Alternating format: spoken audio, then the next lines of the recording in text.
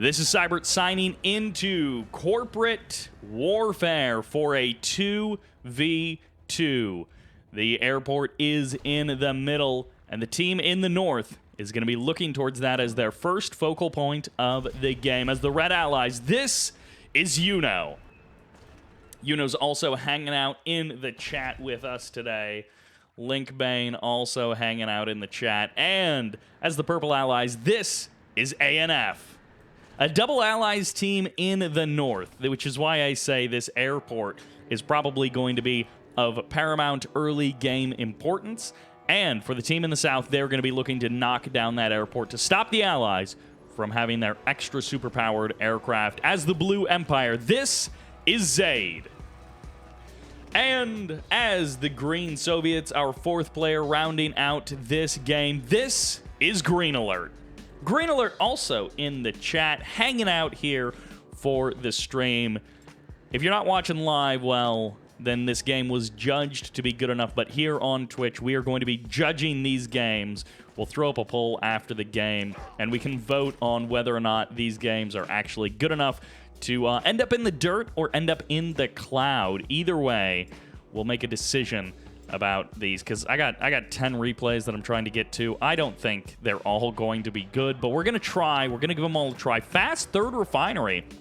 This is after a couple of barracks have been snuck out onto the field by our Blue Empire player, but a third refinery quite quickly. It's going to be the Naval Yard follow-up after that. Makes sense. It's cheaper than going for that. We also have a crane going for that war factory. Crane going to be coming out from GreenAlert. No one has taken the airport just yet, but the first couple of airfields are out on the field for our allied players. Up onto the high ground goes ANF. Down the middle, straight down the guts, goes Yuno. The bridges have been destroyed. The map is being sectioned off. And that is one thing that you can almost bet on every single game, is if there is a destructible bridge, if there is a way to cut off attack paths, players will cut them off basically immediately. This is a little bit awkward, but the Yari mini-subs need to get out of here pretty much immediately. Zaid needs to be taking special notice of this. He is going to be losing his oil derrick back at home. So ANF has been potentially denying the expansion while Yuno denies that oil derrick. Yari mini-subs are here, and the multi-gunner turret does send its first couple of shots into another building, so it will not be able to knock down that Yari mini-sub. Dojo Core does make it across the bridge somehow, some way, before the bridge was destroyed, I guess. Flak cannons coming up. Vindicators are here. Mecha Bay is up and ready, but it is a super late Mecha Bay because it was third refinery and naval yard before that Mecha Bay. So now finally the second multi-gunner turret has been eliminated. The command hub is going to be the next target for these Yari mini-subs, and Zaid is dealing with this attack, dealing with this aggression, and that is definitely a good thing. But Yuno is not looking to take over that airfield. Instead, multi-gunner turrets and the push will be the choice for this allied player. Tengu flies over it. We'll see that MCV on the move. He will know exactly what is going on. Bears do get cleaned up. Conscripts get ejected from that building. Yuno trying to cause some mass chaos and mayhem. May also be able to take this fourth refinery in a pretty aggressive position, but may be able to secure that. Zaid has secured one additional refinery for himself and is actually going to sell off that naval yard. Somewhat a bold choice there, but he believes his Mecha Bay will be enough to keep him in this game.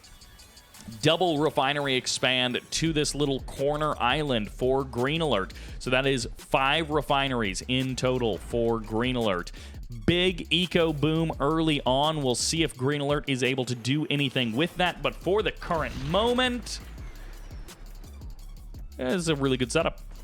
GreenAlert has a great economic setup. It's kind of unmatched. It's kind of untouched at the current moment, but as the game progresses, things could explode in a very dangerous way. Flak cannons getting added on. Dolphin shows up as well. Tengus are not nearby to defend. They're tussling with an Apollo on the high ground corner base for the northern team.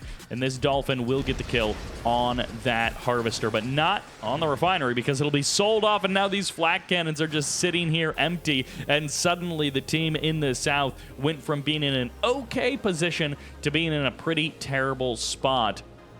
Losing that refinery while Yuno is encroaching on you after you've spent so much cash trying to hold on to that third refinery location is going to be a bit annoying and a bit difficult. Nicely done. Zaid knocks down the command post, the command hub of Yuno, to stop him from establishing an additional expansion in the corner. That denies 2 fresh refineries from the red allied player. The naval yard is here, but the dry dock has not been captured, so no free repairs for those naval units. And I cannot believe, with how many aircraft there are in this game, that the allied team has not taken this airport, has not gotten those free repairs.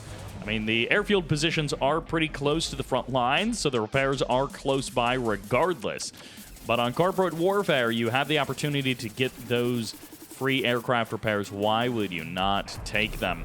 Tesla coils offline, double Tesla coil and a flak outside of this blue Empire base, and that is telegraphing that they are expecting some big damage. Tengus fight Apollos, but more Apollos are showing up. Tengus will be able to close the distance. Nicely done here by Zaid to get on top of the Apollos. Get it? No, I thought he clipped the wings of one of them, but he didn't. More Apollos will be showing up, this time from Yuno, chasing down these Tengus one by one. Zaid is going to try and go for a bit of Harvester harassment, accidentally glitches onto that Harvester, onto that refinery, it looks like, which is something you're normally not allowed to do because it does mean that the unit kind of breaks the geometry of the game and you can't really move the unit without selling off the building. So it's a little bit of like a weird positioning glitch, but it will happen in these moments where you're trying to transform something and get it away from the Apollos, and it sort of is in the wrong spot for that transform. Hammer Tank's going to be backing away from the front line. Yuno brings the cryocopters to the front. Would be great to have this airport. Would be great to have those repairs every moment that these aircraft are out. But no, it is not going to be. It is going to be something that he does not have. Yuno is just refusing to grab that airfield. Triple multi-gunner turret at the front line. Flak cannon and Tesla coil both trying to be established, and ANF adds an additional multi-gunner turret, strengthening the front line of this allied player, of this allied team. Feels like V4s or Wave Force artillery are going to be necessary to break this. We'll see if a couple of tsunami tanks and a couple of tank busters can make it happen moments before the Tesla coil comes online. And now this is additional firepower that this team has. 2 of the multiple gunner turrets go down. Cryo shot is going to be firing off. Tank busters dodge the cryo shot. Tsunami tanks coming back to the front line. Cryocopters back on top, and not enough Tengus to push down these cryos. It's going to be the Apollos keeping the cryocopters safe. Leech beam on the multi-gunner turret from these 4 hammer tanks will keep them safe for the current moment. Tesla coil gets a nice shot off there. Bullfrogs have not been able to close the distance on any of these aircraft. Yuno and ANF clear out the Tesla coil, and this push is not stopping. Spectrum Tower gets deployed, trying to match those Tesla coils hit for hit from this northern allied team. The Spectrum Tower goes down basically immediately. Not a lot of value gotten for that unit. More hammer tanks. They're growing by the moment. The air forces are going to have to start making swings against the ground forces of Zaid and GreenAlert. Zaid has been able to hold his own, not without the help of GreenAlert, but he's been able to hold his own with only 2 refineries worth of income. And of course, that's because GreenAlert is doing a lot of that heavy lifting. We'll see these tsunami tanks rushing to the front line, tank busters as well, but the hammer tanks are not coordinated in this attack, so they're letting these tsunami tanks walk forward and bear the brunt of this damage. Cryocopters showing up, but perhaps a little bit too late. Bombs not split perfectly means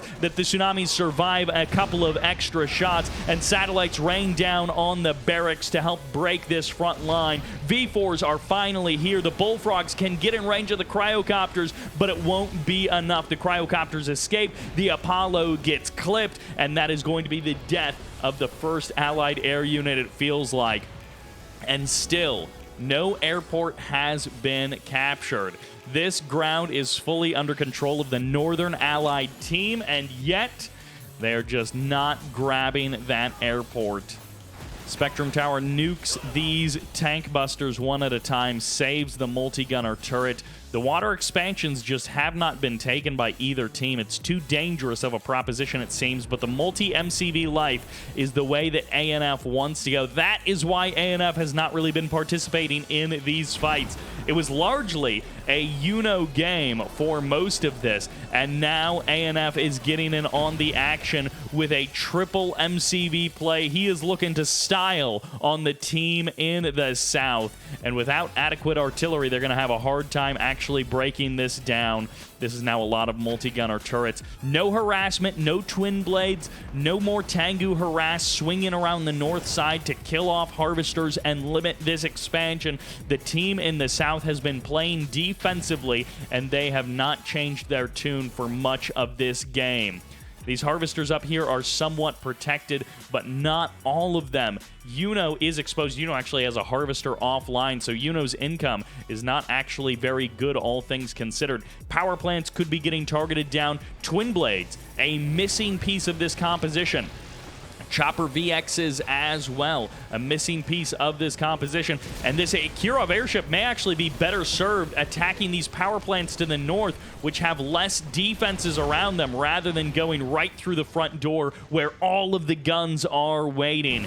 GreenAlert sends the Kirov down to the ground, and these Chopper VXs may actually be able to get the kill on this MCV. A couple of multi-gunner turrets will make sure that it is a costly advance one way or the other, but this MCV is getting chased away, and these strikers will eventually go down. MCV will survive, albeit barely. Not much HP left on that guy, and the commitment to the turret bit will continue. Multi-gunner turrets, they have a tough time hitting those shrunken down tanks. And another Kirov is here, this time a pair of Kirovs. But of course, Yuno and ANF have had a lot more time to prepare for it this time. This second wave of Kirovs is coming in, and they are going for pretty much the same attack path. Both of them going for this airfield instead of them being split to multiple targets. The war factory goes down. The airfield will be eliminated, I think, by the falling shell of that Kirov. Yes, he gets the airfield. The Allied assault has sort of been pushed back, but it is not the end of the road by any means. GreenAlert barely able to break through, but can his V4s be the only thing stopping this assault? Vindicators come in. The air superiority of the Allied players has been basically unmatched for this entire game. The MCV gets called back. Kirov's coming in, but this time it's only one, so they won't have much of an opportunity to do much damage.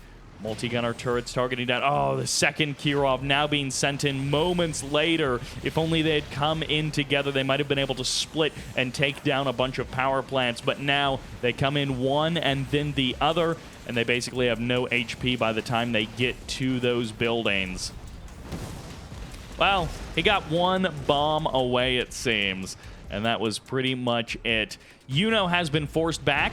V4s are now actually finding their targets, and the V4s knocking down these power plants is going to put a bit of a damper in the plan of the Allied players. But without knocking down this expansion in the south, it feels like GreenAlert and Zaid have only bought a bit of time for themselves and not found an actual path to victory. This engineer, I think, was from a sell-off of an MCV. Otherwise, that MCV walked all the way. Really? With the tier 3 right there, you're going to go for the power plant. Okay, he gets the power plant, and multi-gunner turrets are now being deployed in the back of Zaid's base. He's going to target down the tier 3 and try and knock him off his toes, forcing Zaid to sell it off. And now the multi-gunner turrets can go for the power plant, go for the walls, go for the MCV. V4s slowly but surely pushing their advantage. And this Soviet army has not had very much success, but the V4s have finally broken the first front line as the aircraft carriers emerge. And I guess this is going to be an artillery-only kind of game. Kirovs finally find some openings, and the team in the south realizes how truly unprotected the entire northern edge of the map is. The middle of the map, sure, that's defended to all ends. Lots of guns are there waiting for you, but up in the north, in the far reaches, there is very little defense there. Zaid taking some damage on his MCV, but good wall placements. Cryoblast fires off, catches one V4. If a second Cryoblast had been timed nicely, they might have been able to eliminate perhaps this entire GreenAlert Soviet army. But it is not meant to be. If Yuriko can close the distance on these aircraft carriers, that might actually just swing the things around. Never mind. Yuriko gets instantly frozen by a million cryocopters and just nuked into another dimension. You need Psycho Connect. Wait, there's a Dreadnought here? This Dreadnought, I think he just sunk that refinery, but that Dreadnought definitely needs to be queued up to kill a lot more than just one refinery. 3 minutes on the clock for that Iron Curtain of GreenAlert, who has done a phenomenal job of sticking in this game in almost what feels like a 1v2 situation. V4s clean out another multi-gunner turret, but every single Bullfrog gets eliminated, which leaves these Apollos free and clear to blast away at this Kirov. And this Kirov, I have no idea where he was going, but he doesn't know where he was going either. He is going to end up in the dirt. Back in the north, the Dreadnought has come alive, but now the Dreadnought has been exposed, and the last rocket slam. Oh, he gets it! That speed move, that speed burst that you get from the afterburners or whatever that extra firepower option on the Dreadnought is called. That was the perfect move because those last two rockets knocked down that refinery. Natasha comes out, doesn't get a snipe. Those aircraft carriers have to be close to sniping range. I guess they're not quite, but things are being a little bit difficult. Chronosphere and Proton Collider on your enemy's front doorstep.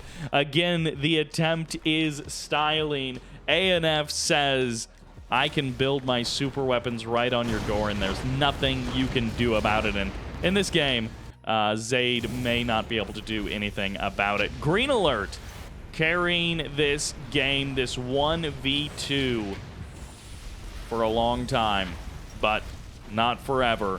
As the Proton Colliders encroach, Zaid's attack up the middle has slowed down considerably, and he may be able to make a little bit more progress in the middle, but at the same time, Zaid is pretty much out of this game. So GreenAlert is going to truly be in a 1v2 just moments from now. The engineer cap of the power plant was a delightful move just to cause even more problems. And oh, a refinery almost just walks blind into a group of dolphins.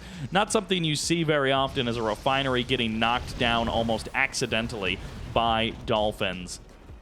Cryocopters step forward, no MiGs, no twin blades, nothing to really give the Soviet player any kind of maneuverability. Everything is just being left to the Allied players' primary choices. Whatever the Allied players choose, they get to do, and the Soviet player is just responding to that.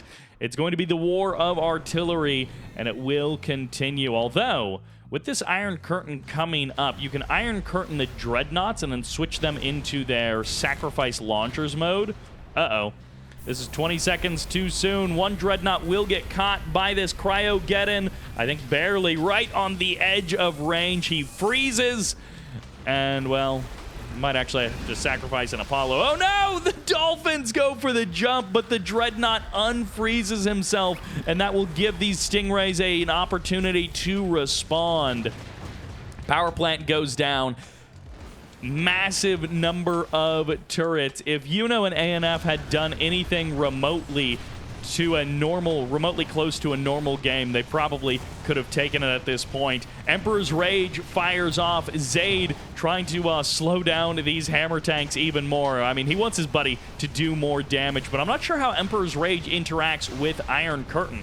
In this case, the Iron Curtain does expire right as the hammer tanks get to their targets that they want to actually blast away at. The cryocopters quickly freezing every single hammer tank and knocking them down, and those hammers really did not do much at all. MiGs finally showing up, and MiGs are actually dominating the skies. I cannot believe it, but the MiGs have found many targets, and then suddenly they turned around, and the last Apollo was like one shot away from death. Bullfrogs now also here, and the Iron Curtain, the Chronosphere, finds nothing.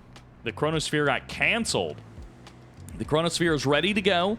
It did get canceled. Zaid has been able to establish one refinery out there on the water, but nice split of the Dreadnoughts to make sure that a Chronosphere will only get one of them.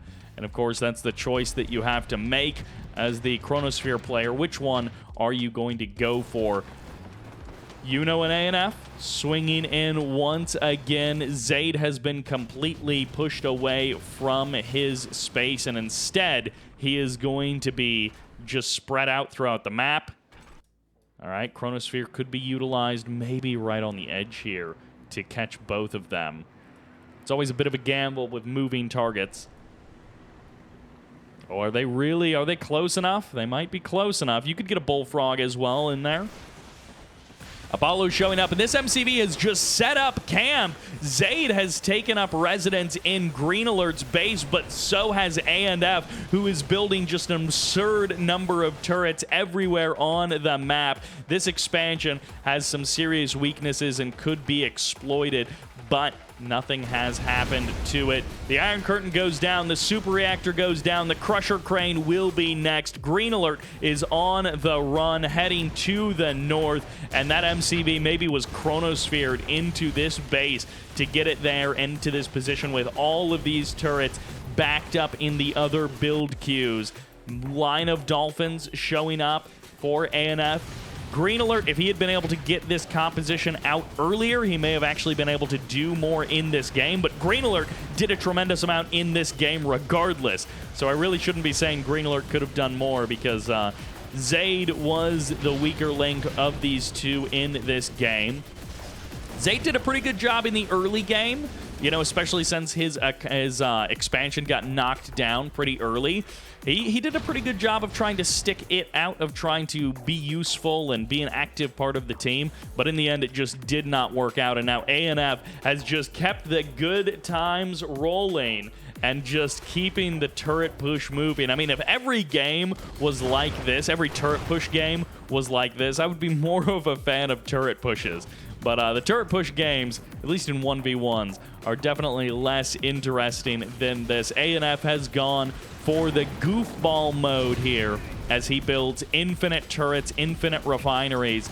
And I mean, in many cases, he didn't even do a particularly good job of protecting those refineries. He just let them go, and the team in the south never harassed them. Well, I guess not never, because they're harassing them now. But they didn't harass them for like 20 minutes of this game. However long this game has been, they've been largely unharassed. Yuno sets up in Zaid's old base, utilizing Zaid's walls as well. Proton Collider fires off, finds the damage against the airfields and the refineries, and that is just about enough to end the game. Technically, there is still a big Soviet army running around the map, but there is not much to it. Zaid trying to set up on the high ground. He's found what may be his only free space, this little high ground here where no one is looking. These Dolphins might swing out wide next to these refineries and knock them down since they are undefended.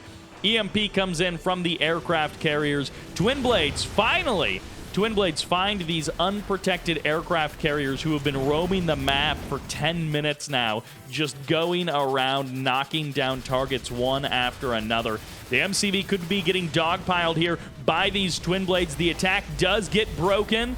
Chronosphere gets activated. I don't know where that MCV ended up. Maybe out on the water? That MCV whisked away to safety, perhaps.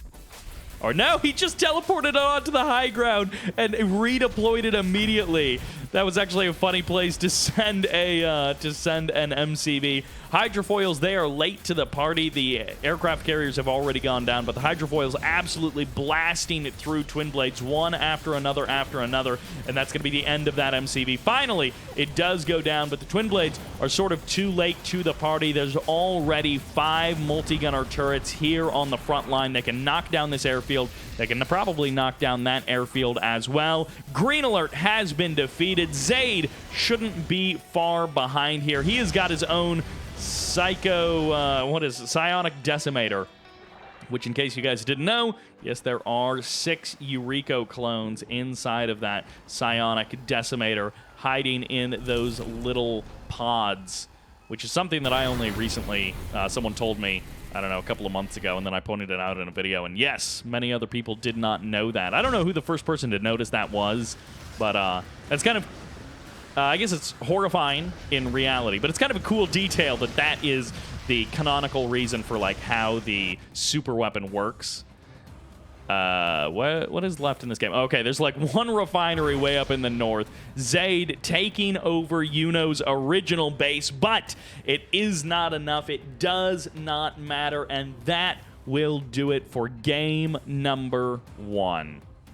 Welcome to Magmageddon for a 3v3. This won't be an FFA this time. This will be a 3v3 as the Green Soviets. This is Messican as the Blue Empire in the middle. Well, the same position as the last game that we saw him. This is Zaid.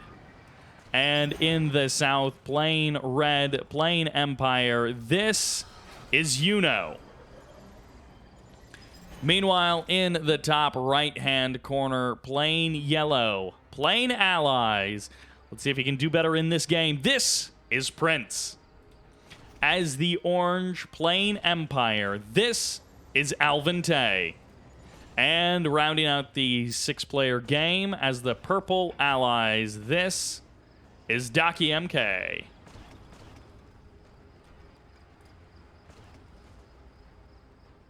Three Empire players, 1 Soviet, 2 allies.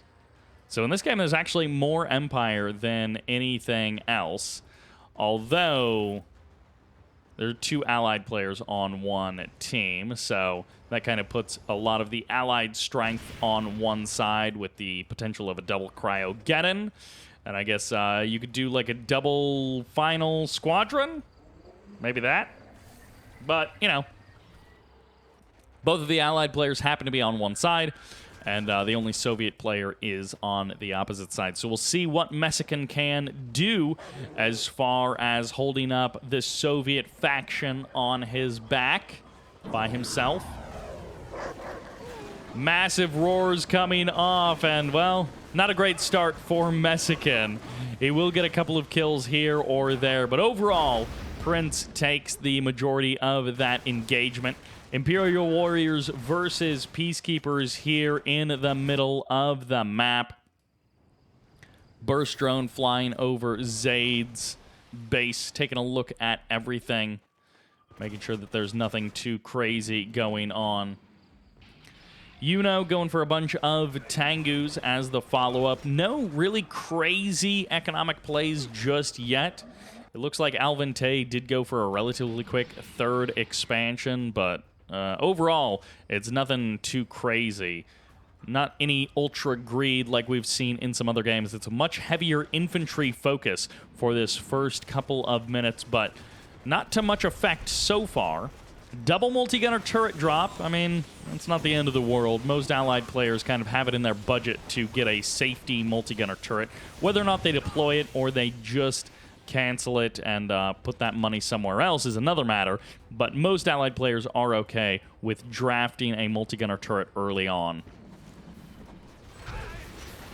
Sickles coming in. Messican is going to try again. He's getting a 3rd behind this, so he will have some economic power to follow this up. He did lose his oil derrick to Prince, so that's a bit unfortunate for Messican, and he will have to find another way, perhaps, to even up that oil derrick score a little bit later on.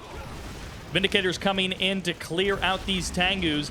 Yuno and Zaid joining forces for the ultimate Tengu harassment party, but it's not going as well as they would like. Those Vindicators causing some problems, those Apollos causing some problems for this double Empire team. And actually, the Tengus basically end up trading against each other in a seemingly 1-for-1. Big harassment coming in here. Alvante with the double drop on that ore collector. I guess that's not that big of harassment, but 2 Tengus dropping onto 1 ore collector feels like big harassment because it's twice as many as we would normally see harassing a Harvester. Harvester is getting back on the line, going back to work. Tesla coil going to be showing up because this is the wrong color in your base. Messican deploying a Tesla coil in the middle of Alvante's base, and now he is beaconing like crazy. He's like, hey, I just lost this power plant, and now there's a Tesla coil being deployed in my main. I'm about to lose both of my refineries potentially here, and that is one of those things that you always have to worry about against an Empire player, and that's where having better map awareness than me really comes in key if you are someone who can do that. Alvante not going back home. He's not going to try and fight this, although this second engineer may cause even more problems for Alvante. He may be forced to bring a Harvester or something off the line to go for the crush or the kill of that engineer. This refinery core should see the engineer. He should sort of get the idea. Oh! No, the engineer calls off. Okay, never mind.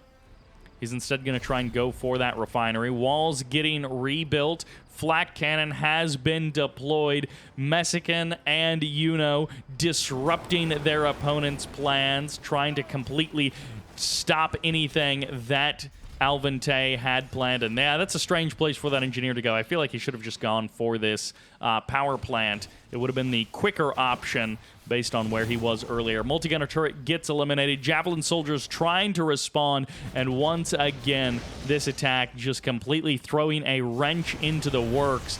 But the fight back is happening as Dachi moves his MCV out into the middle of the map, deploys multi-gunner turrets in his opponent's base. Yuno has his own troubles to deal with back at home. Javelins being a part of this fight as well would make it even more annoying, but the tsunami tanks have been able to mostly shut down this barracks. Now the multi-gunner turrets finally fall, and Dachi has been pushed back. Power plant going to be taking a little bit of damage here as he is going to be overextended perhaps and not have enough defense everywhere that he needs it. Prince is just about the only allied player who hasn't taken massive damage, or the only player on the right side of the map who hasn't taken massive damage. This sneaky Tesla coil engineer play ended up working out really well for the team on the left side. They haven't won the game with it, but they have gotten some serious damage and a lot of breathing room because of that attack. And now this MCV is probably going to die. There isn't much hope of saving it at this point. Might get the trade on a couple of twin blades, but that is a little bit of a, wow, not often do you see a terror drone locking down a Vindicator, stopping it from taking off, stopping it from taking to the skies, and instead this airfield is going to be getting targeted down. The Vindicator goes down. Dachi has been defeated. The first 2 fall, and now it is going to be a 2v3. Although, if Prince can keep up this momentum, he might actually be able to knock Messican out of this game, and then it would be a bit more of a 2v2. Terror drones getting some nice damage out. Bears getting some critical roars off to be able to take down the power of this allied army. After all, if it's just a couple of IFVs and a couple of Guardians, terror drones can level the playing field pretty darn quickly. The cryocopter is more difficult to deal with, but that attack has been backed off a little bit here. Dachi going down, and unfortunately Prince doesn't have the resources and the APM, it seems, to take care of both the northern half of the map and this southern pocket as well. Alvante has re-expanded to his main base. He has got that back under control, and Messican's front door has been broken open. So while Messican is on the other side of the map doing some critical damage to the old infrastructure of Dachi, it is not going to be without cost. Messican's main base is going to be shut down, and Messican's MCV is already out on the water, fortunately, so he can make his escape. He can rebuild some infrastructure elsewhere and try and keep himself in this game a little bit longer.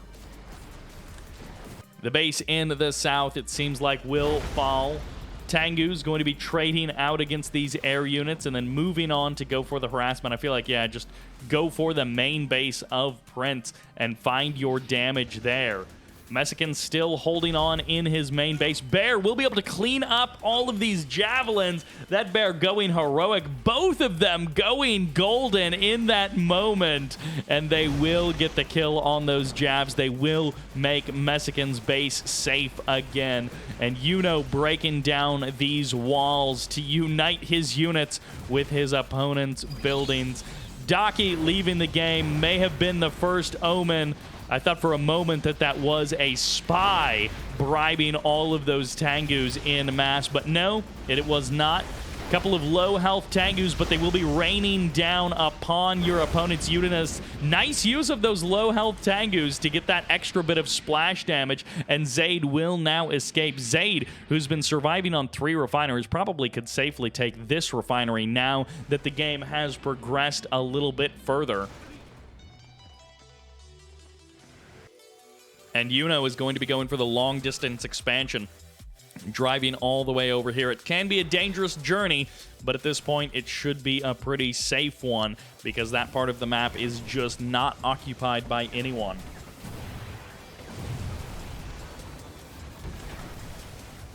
I do not know how to pronounce your name, but thank you for the sub, Durfolik. Yeah, I definitely said that wrong, but Messican is evacuating the northern section of the map, and Prince actually just going to be given up. This MCV could just reposition a little bit here and replace that refinery almost immediately because Prince just left as soon as he could, and now it is going to be a 2v3. But Messican's reduced role in this game makes it a little bit closer to a 2v2. Not truly a 2v2. It is a 2v3 nonetheless. Alvante now being torn apart. This guy has not had a good start in this game. And, well, wait, what just happened there? I thought for sure that was an orange tsunami tank. I guess it was a red tsunami tank. I guess that was Yuno's tsunami tank trying to escape. MCV now going to be running for the hills. I feel like that multi-gunner turret is really the safest spot for that MCV to hang out for the current moment. Alvante now going for the harassment against Yuno, and at the same time, Prince is looking for the big kill in the middle of the map. Knocking Messican out of this game forever would be a nice way to even up the score. Terror drones will not be stopped, it seems. This one Soviet player has definitely done a good job of utilizing those terror drones, blasting through his opponent's units, and suddenly Zaid is knocked down, not out of the game, but pretty close to knocked out of the game. MCV gets eliminated. War Factory should be the next target, and Prince is going to turn this into a 2v2. This is no longer going to be a 2v3, but it might be a 1v2 as Prince blasts through everything that Zaid has. 1, 2, 3 buildings left on the map for Zaid, but that's about to be 2. And Messican, who has rebuilt a little bit, no, he has actually not rebuilt at all, but Zaid has been defeated. He hands everything over to Yuno.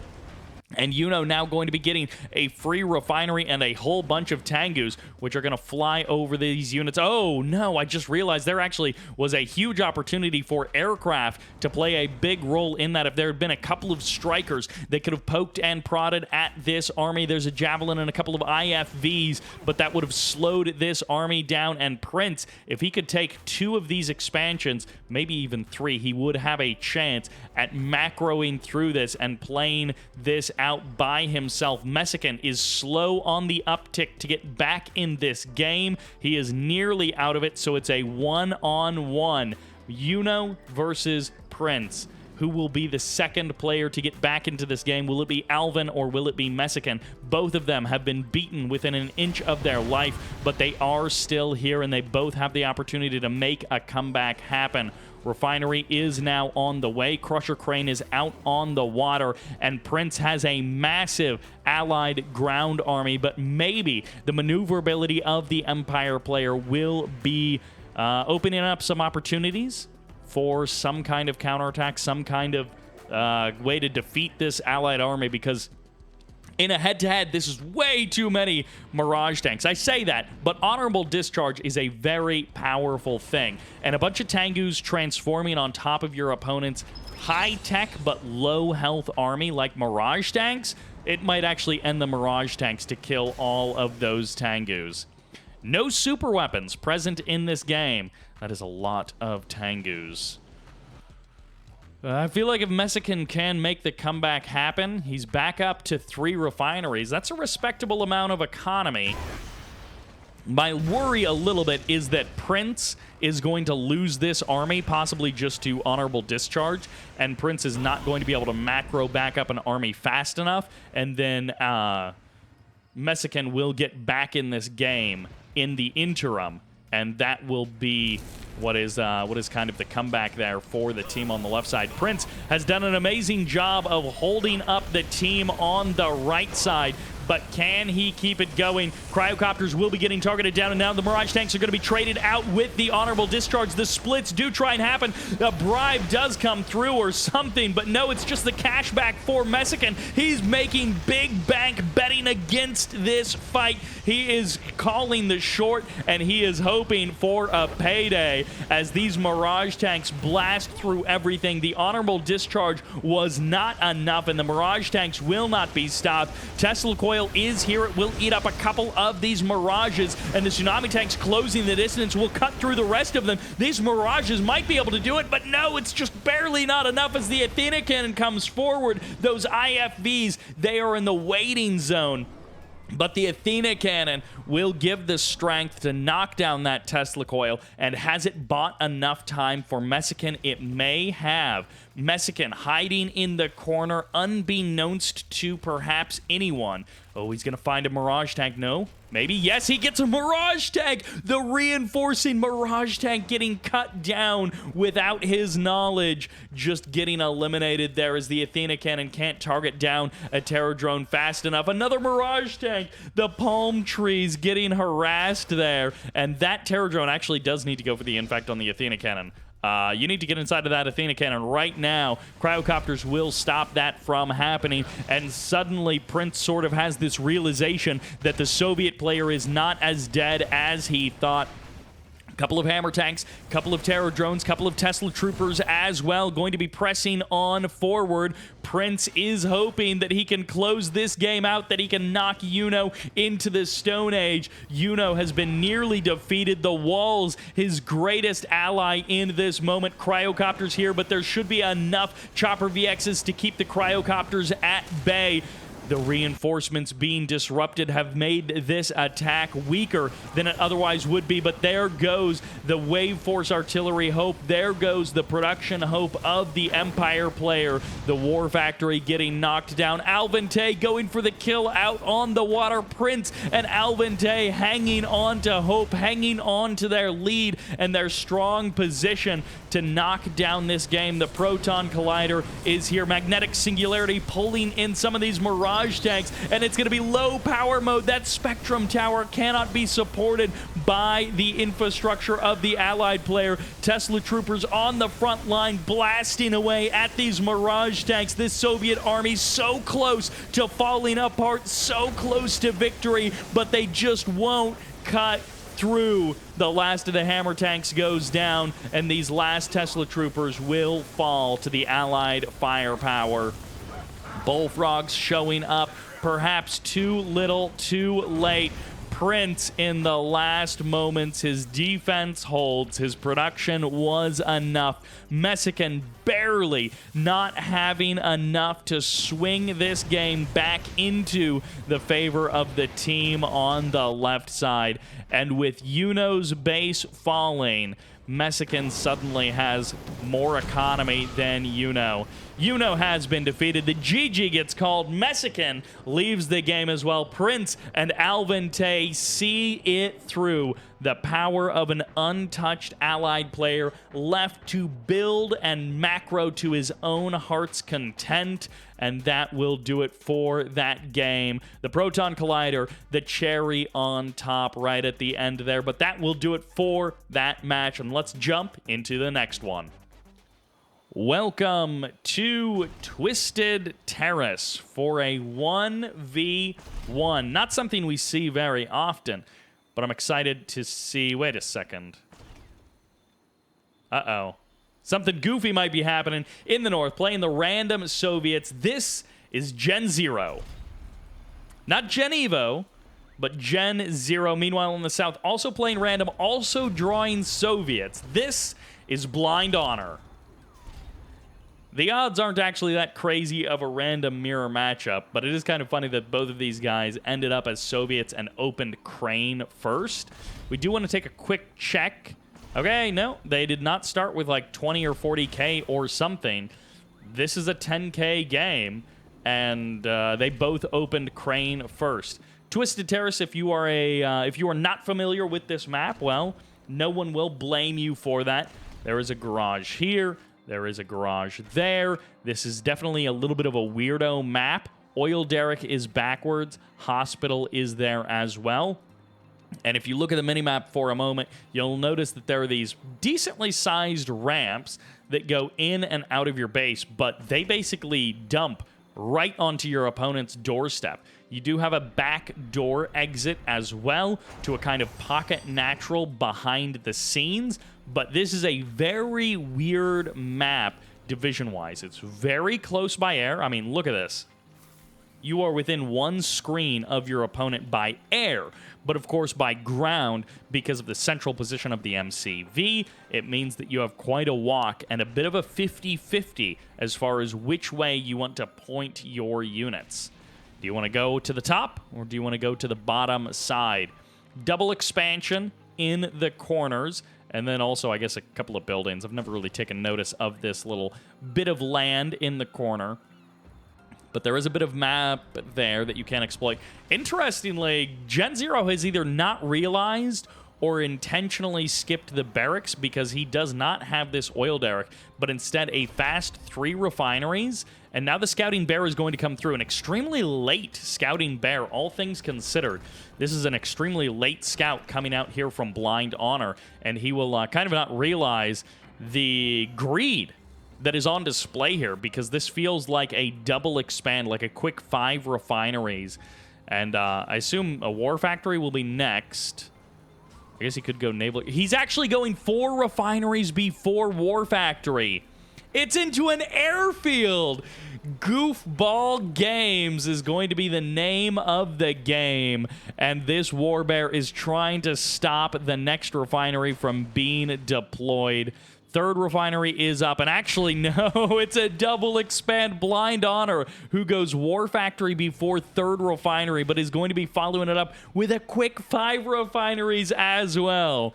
All right, these guys have either been playing a bunch of games against each other, or they are, on voice comms, chatting it up, having a good time between them as friends, but I cannot believe that you would just draw random in a 1v1 and go for this kind of a build blindly like these guys are doing. Blind Honor technically did scout eventually, and I guess Twin Blade can just kill the hammer tanks. Oh my gosh, the guns, not the rockets, but the regular guns of a Twin Blade are so weak that they are matched by the healing power of that garage. No, the garage technically heals more. The garage was out healing the guns of that Twin Blade. The airfield, I think, will barely be saved here. Nice target switching. You don't kill the unit that's already EMP'd because that one is out of the fight. Oh, this is going to be really close. That hammer tank barely not dying a moment too soon, and that terror drone spawning into the no-go zone of that Tesla trooper. Quick tier 3. I mean, why not? Airfield into a barracks, into tier 3 with a naval yard.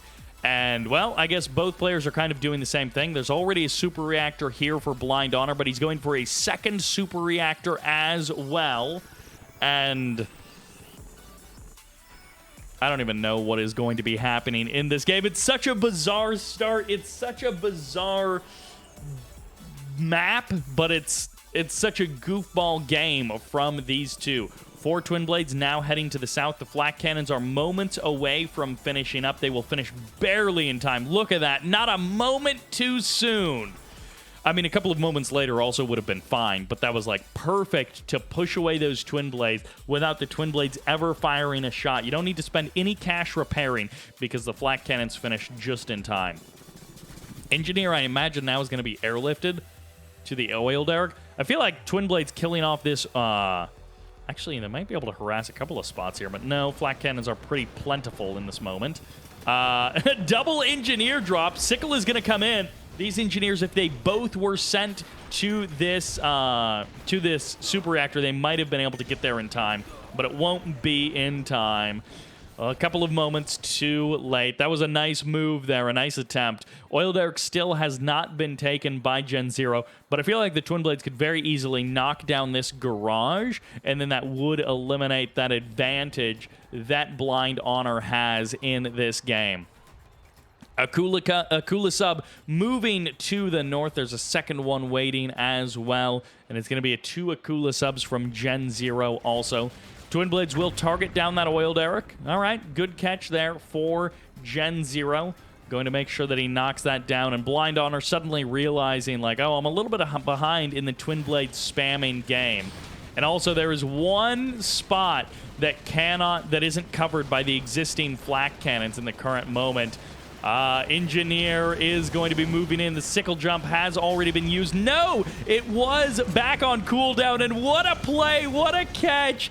And in the air, frozen in time and in space, sickle here, as that no-go zone from the Tesla Trooper has to be utilized with satellites being called in.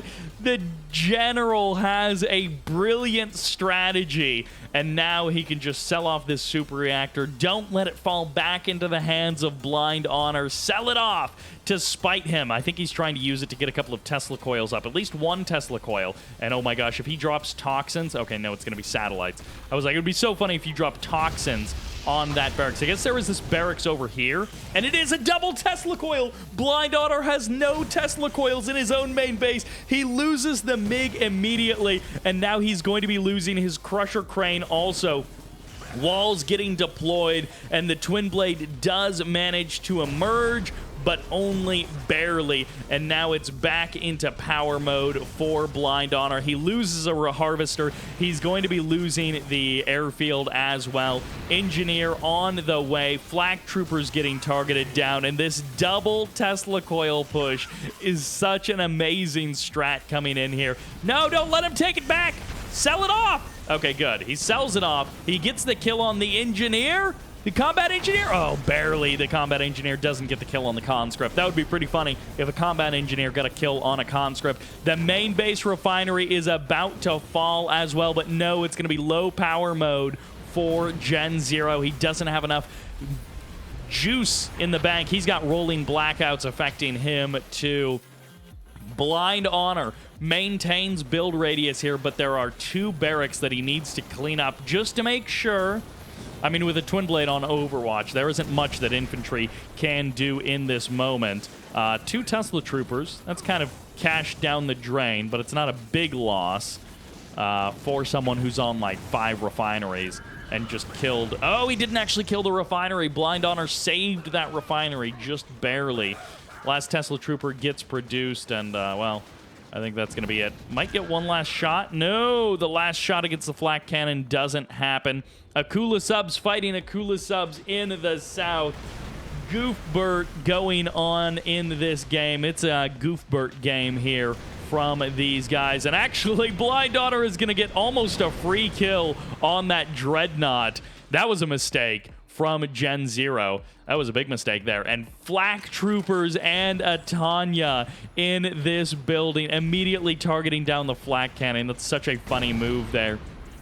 with all of these flak troopers in here, it does mean that 1 or 2 twin blades won't really be able to break this location. Oh my gosh, targeting down the Tesla coil, forcing the sell-off of that barracks. And Natasha has surprisingly good range inside of a building. I mean, when you take into account that Yuriko and Tanya couldn't do anything against the buildings that are that far away from the building, Natasha has surprisingly good range, but I guess that is kind of the balance of having a sniper rifle as opposed to some of the other abilities of the other commandos.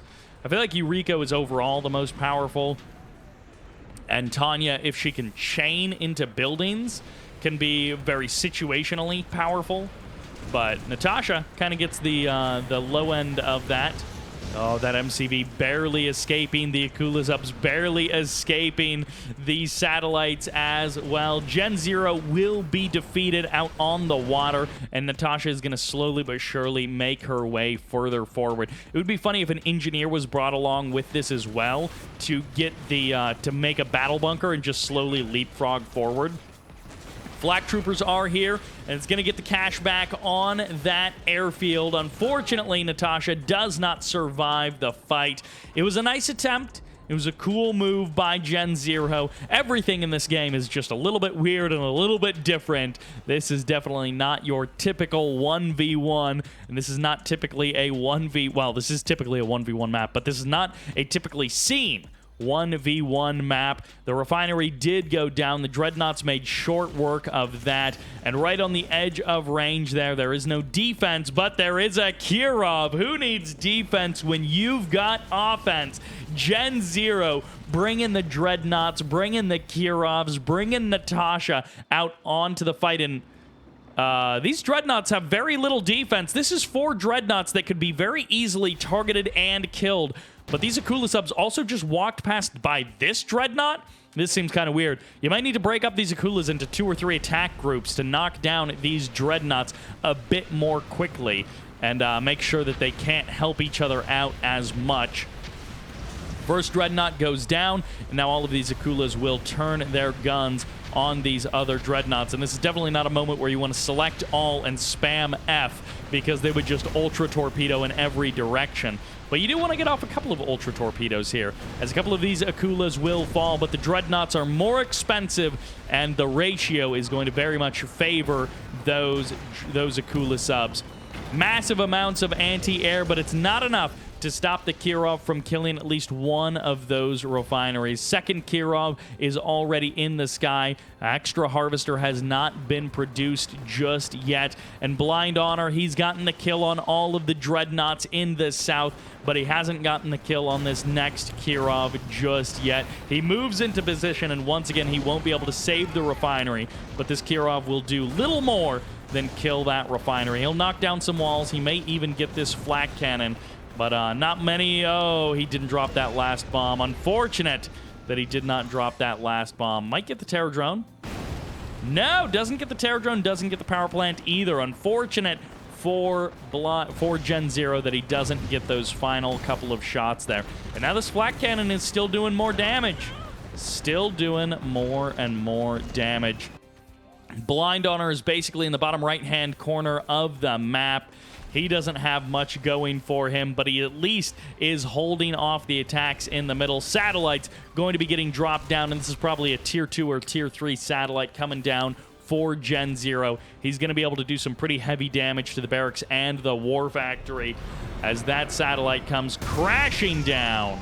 Eliminates the barracks, does some hefty damage to that war factory, and instead it'll be satellites getting called in. Natasha once again, but the MCV is going for the kill, and the snipe on the MCV, the GG gets called. Blind Honor, I think maybe rage quitting out of the game. Are you kidding me? Oh man, Blind Honor gets his MCV sniped by Natasha, and Gen 0 gets the cap. What a wild and wacky game from those two guys.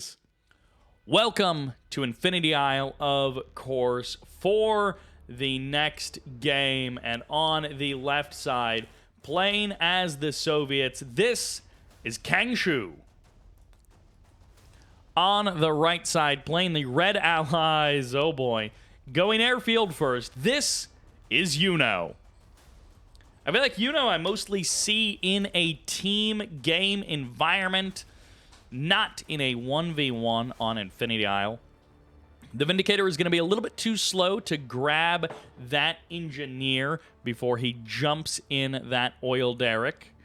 Big thanks to Wife Bert for bringing me some tea in this moment. Very much appreciated for my throat as we go along. Oh, Maniac. Actually, yeah, Maniac was also played a couple of games, like a year ago or something. I thought Maniac was back for good because Maniac was kind of consistent for a little while. It feels like a year ago. It might have actually been like 6-7 months ago. Time is weird. In the last 3 years, time has been weird. But Maniac, yeah, another really good player who was good back in the day and then came back recently, but unfortunately didn't stick around. Would love to see some of those guys come back in a more consistent manner, but I also understand that, you know, people move on with their life. They go find other interests. They move on to a new stage in their life, and that's okay. But we always appreciate seeing those old school pros. I say old school, but really we're talking about people from 2013 to 2015 kind of era. We always appreciate seeing those guys here. Is this just a normal game? After all of this weirdness of this set of games that we have been looking at today, so many weird, wonky games, outside of the box thinking and weird strategies, unorthodox plays, and now this is just, I mean, it was an airfield first allied player who didn't do a super ton with the airfield first, but it's also not like a crazy aggressive Soviet player. It's not like 3 terror drones or a terror drone and 2 sickles or something trying to do a bunch of stuff early game. I don't know, it's just kind of a normal game, which feels really weird after all of the games that we have seen. Uh-oh. Where are you going? Where are you going? We'll see what this MCV chooses to do. Terror drones coming to the front line. The MCV unpacks just in time. That was almost disaster for Yuno, but the MCV is in range of this Soviet Kanyard. The turret push has begun here on Infinity Isle. The walls are building, and in this moment, if you are not ready for this, oh, the super reactor has barely just started. There was a crusher crane first. This might be a super reactor into MCV crush move. I don't know what you do here as the Soviet player. He was clearly not ready for this. This was not something he was planning for. The reactor is a good choice. Body block for the Kanyard. Buying some time with these walls is another good choice. The pathing on Red Alert 3, it's a little bit weird. It's not nearly as clean or as fine-tuned as something like StarCraft. You see these big honking gaps where it looks like, you know, whole towns could live. But in fact, it's not. These are things that can't be traversed. They can't be passed through. Even a skinny little peacekeeper like that will get blocked by some of this terrain with these walls being deployed where they are. Yuno channeling his inner Andri or his inner Yui, another player from a bygone era who was absolutely dominant in his time. Wall's going to come in just in time to block off the majority of the damage from this laser lock. First hammer tank pops on out. This was an extremely scary situation for the Soviet player that kind of has turned out okay. This was a game ender. This could have been a game ender for the Soviet player. A really easy win for the Allied player, and it actually has kind of stalled out in a way that has worked out really well for the Soviet player. Cangshu, I am not familiar with as a player. Maybe this is someone who's smurfing, who I would recognize their name if I saw their smurf, but I don't know who this is. And I feel like they are handling weird pressure extremely well. Really good delay tactics. Will lose two hammer tanks. 2 hammer tanks for 2 Vindicators. I wouldn't take that trade as the Soviet player. I feel like at this stage of the game, I would take that trade as the allied player. Technically, it's cash flow positive for the Soviet player. 2 Vindicators cost more than 2 hammer tanks, but I feel like this stage of the game, if you're the Soviet player, you'd much rather have those 2 hammer tanks than kill off 2 Vindicators. It always feels... Oh, no, man, never mind. I don't know. Depending on where that airfield goes, if the airfield gets built here, then it's definitely bad news, so... Trade bad overall, it feels like, for the Soviet. Oh, even more aggressive than that. Toxins get called in. One of the jabs does avoid it, at least in the current moment. Terror Drone does get the infect on that Prospector, denies the economy out on the water. That's good for the Soviet player. Yuno hasn't totally buttoned up his defense, which is why things like that can still happen. But going from 4 refineries and an oil derrick down to 3 refineries and an oil derrick as the allied player, you're going to be totally fine with that, especially because eventually he will chip away at this refinery.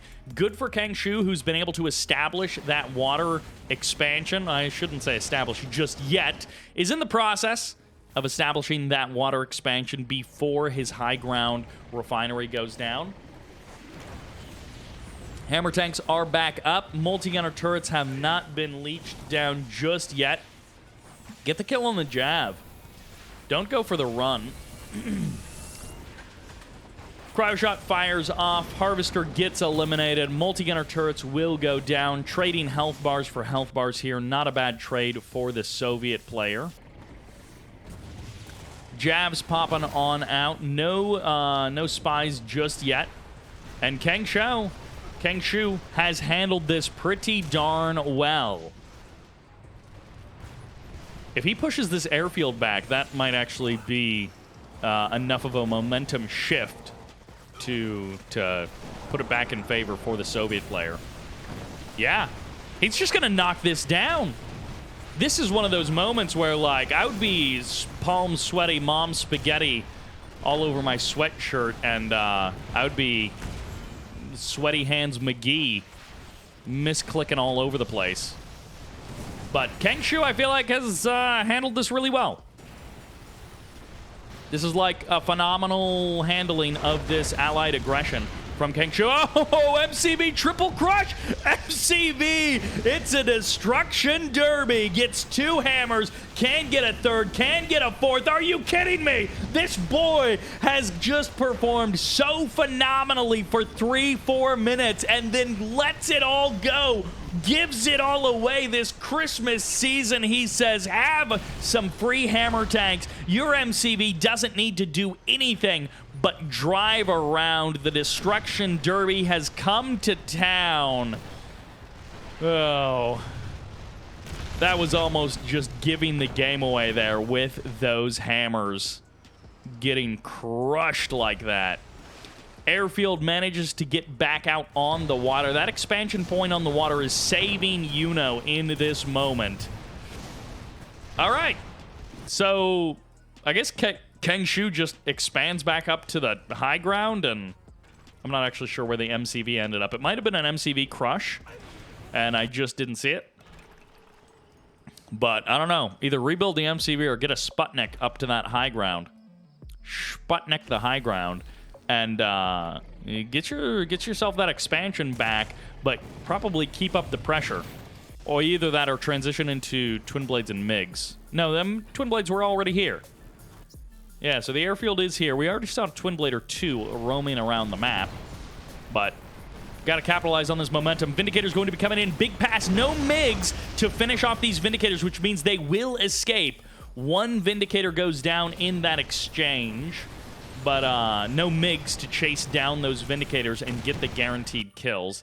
Has the MCV been rebuilt? Yes, it has. All right. So we have the potential for some teching up from our allied player. And this is 2 fully heroic hammer tanks. They have gone golden. 2 single vet hammer tanks. And MiGs now out on the field. MCV has been rebuilt. Both players losing their MCVs, rebuilding their MCVs. And 1 MiG just doesn't quite have enough firepower. The 2 heroic hammers were not the ones that went down. That actually works out really nicely for the Soviet player. Maybe not really nicely, but as nicely as you could have hoped in this moment. Ore Collector is here. Riptide gets the snipe. Well paid attention to by Yuno.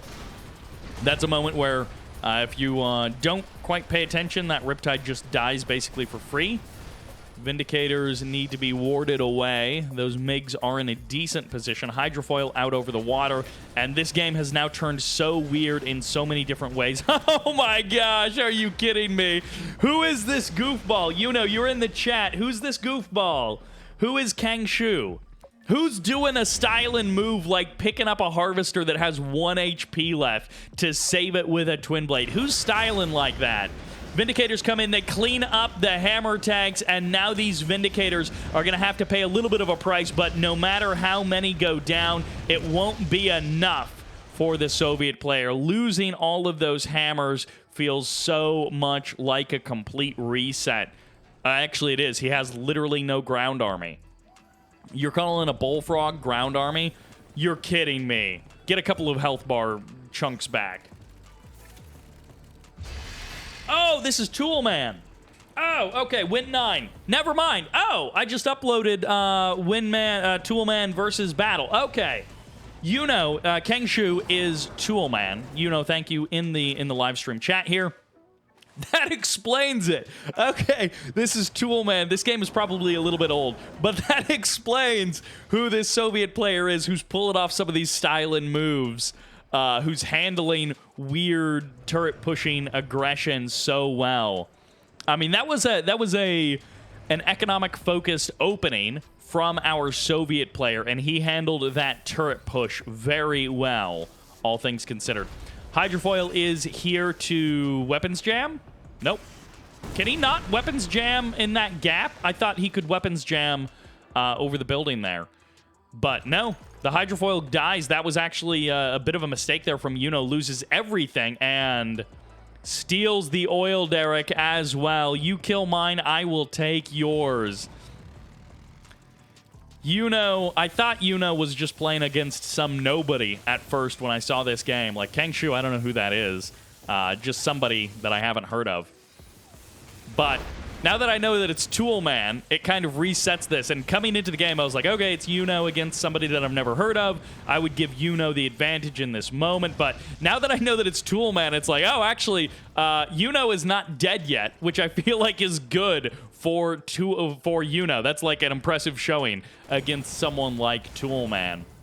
So, Win 9, a.k.a. Toolman. I feel like Win 9 is his proper name and Toolman is his smurf, but I honestly don't know.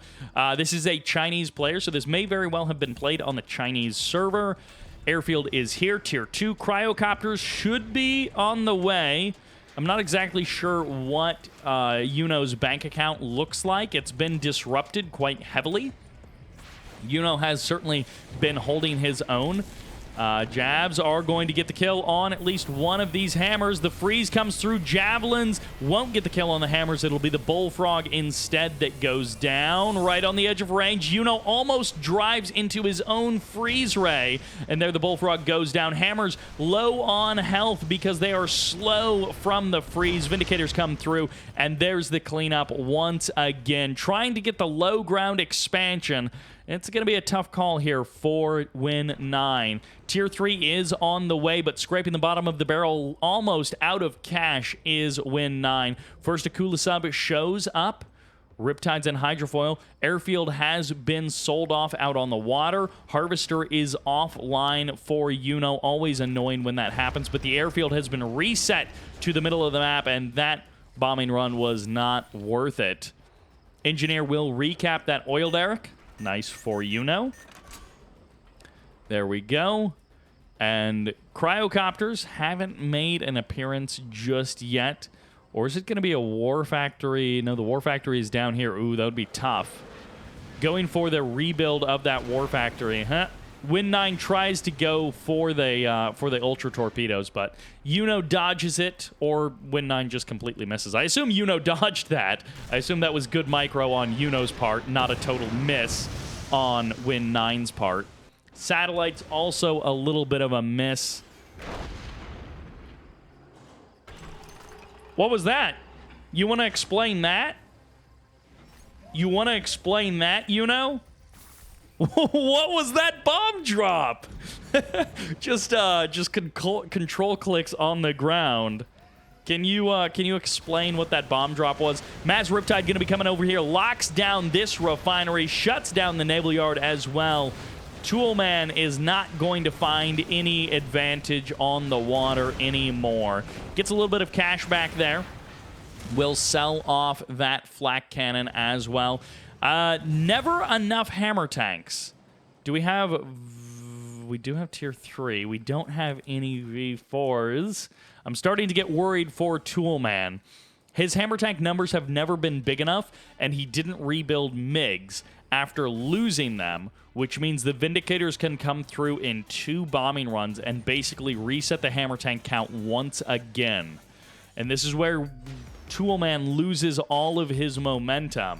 Yuno has been clawing this game back after getting ejected from the Toolman side of the map. Harvester going to take some big damage. Maybe killed a ghost. All right, I'll take it. V4 goes down, misses those the Athena cannons. They will be forced back a little bit here, the Athena cannons, but need more V4s. Unfortunately for Toolman. Oh, he is actually going second naval yard. He's going to try and get out, I don't know, like 10 Stingrays? What are you going to do against all of these Riptides and a Hydrofoil? Because the Hydrofoil can negate anything that you send into attack. So you really got to go for something a little bit more than 1 Akula if you're going to shut down that water expansion. He's going for a second Akula, but yeah, I feel like you either need, 10 Twin Blades to be able to knock down that Hydrofoil and then take care of the Riptides after that, or you need 3 Akulas to be able to take this this army down. Cryocopters are now here. Toolman has built a bit of an army, but, I mean, the artillery advantage obviously goes to the allied player. Athena cannons are better than V4s 99.9% of the times. So we'll see if the V4s can work some magic. Hydrofoil goes down. Okay, this is the opening that Toolman needed, but he should really have both of his Akula subs over here. He's going to try and disengage. Doesn't really work. They have torpedoes. They can keep shooting you. You can run away, but they will just keep shooting you. I'm not sure what the plan there was from Toolman. Kirov sneaks on to the south side of the map. IFVs are going to respond. Aircraft carrier is also here, so it is the late game for both players. Not going for the airfield, instead going for the refinery, as this allied player is going to be forced to sell it off or lose it. First bomb doesn't drop until very late, and oh no! I don't know what that was, but he did not drop the bombs. He did not go for the kill. He was trying to change targets at the last moment, but it didn't work. Toolman got the worst of that exchange in every way. Kirov is here. Yuno in control of this game for the last couple of minutes. Will be losing an Athena cannon. No, the Aegis Shield barely saves the Athena from the leechy death of those hammer tanks. Mirages are going to be the follow-up for Yuno, and Toolman is a little bit falling apart here. He might be able to start winning out on the water. It looks like the Riptides have been called off from that location to somewhere else, or they did just get dealt with by the additional Akula subs. The aircraft carrier is going to be difficult to deal with, but Natasha got the snipe on that aircraft carrier. So, at the very least, it is no longer a nuisance, but nothing out on the water in the current moment to deal with that aircraft carrier. Second aircraft carrier is probably on the way for Yuno. Toxin drop comes in once again. Toolman only with a tier 1 toxin drop. That feels kind of weird. I don't know where his points are going, but, well, he gets the kill on 1v4. Yuno gets the kill on 1v4.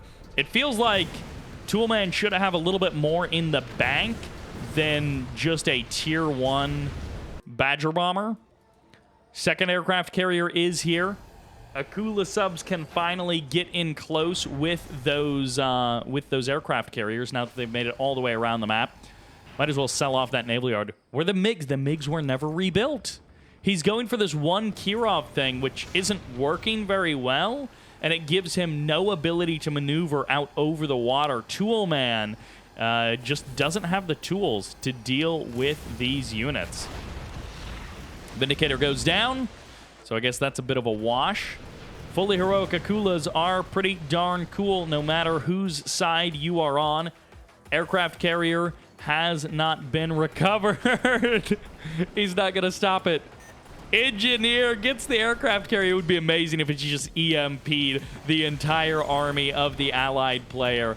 Kirovs are here. I don't know where this game is going to be going from here. Cryocopters are going to freeze that aircraft carrier, and it will be a kill for the allied player. Natasha is back out on the field. In the middle of the map is the Kirov and the Soviet army coming. Knock, knock. We're here to Carol, and the Carol is kill us, please, because that Soviet army got completely washed from the face of the earth. Yuno splits it open and takes it down. Kirov's the last hope of the Soviet player, crashing down onto the ground. Mirage tanks driving to their own doom. Yuno says, have some donations. Oh, these are Christmas colors indeed. I guess at least in America, they're Christmas colors. Red and green is our preference over here. I think some other places do incorporate white and blue a little bit more into their Christmas, but here we're a white and green kind of place. Nope, I said that wrong. Red and green